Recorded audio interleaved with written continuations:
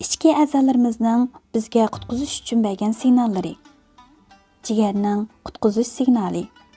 Badan mag'dursizlanish, uyqusizlik, kayfiyat turaqsiz bo'lish, oson achchiqlanish, osonla donuqrak chiqish, tirnoqda oq siziq paydo bo'lib qolish. Jigar eng yaxshi ko'radigan yemekliklar.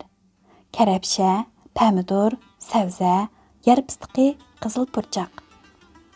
Börekning qutqizish signali. Chash tushish, qurg'oqlashish, bel tez telib og'rish, uyqu sufati nachar bo'lish, ko'p uyg'onish, quloq g'ing'lash, anglash iqtidori ojizlash. Ayollarda hayz qilayotgan bo'lish, rangi o'ngib ketish. Börek eng yaxshi ko'radigan yemekliklar bo'lsa, ujma, alqat, kashtona, qora kunjut, qora purchoq. Talning qutqizish signali. Uyqu sufati nachar bo'lish, ziyoda uruq yoki xamsimiz bo'lish. Eg'iz purash, kalpuk atrofiga donuqrak chiqish, ishtaha tutilish. Tal eng yaxshi ko'radigan yemekliklar sabza, qo'noq, tatliq paranga, sulu, pichak gul. Yurak hayotlik daryosi.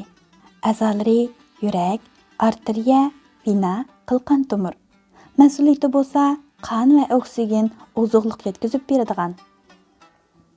Yaxshi ko'radigan ishlar bo'lsa, qizil yemekliklarni ko'p yeyish, ko'p harakat qilish. Yaxshi ko'rmaydigan ishlar bo'lsa, tunash, tuzliq yemekliklarni yeyish, samirib ketish. Tal, g'o'chador. Tal va oshqozon keyingi sog'lomlikning asosi. Yemeklik tal va oshqozonga tayanib, hazm qilgandan keyin andin badan oziqlik bilan ta'minlanadi. Yaxshi ko'radigan ishlar bo'lsa, seriq rangli yemeklarni yeyish, issiq yeyish, qo'rsaqni o'lash.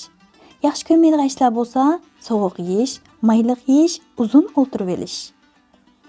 Jigar zahar tozalash punkti. A'zosi bo'lsa, jigar. Mas'uliyati jigardagi keraksiz moddalarni tozalash. Yaxshi ko'radigan ishlar bo'lsa, tunamaslik, kayfiyatni yaxshi tutish. Yaxshi ko'rmaydigan ishlar bo'lsa, achchiqlanish, mayliq yemeklarni yeyish.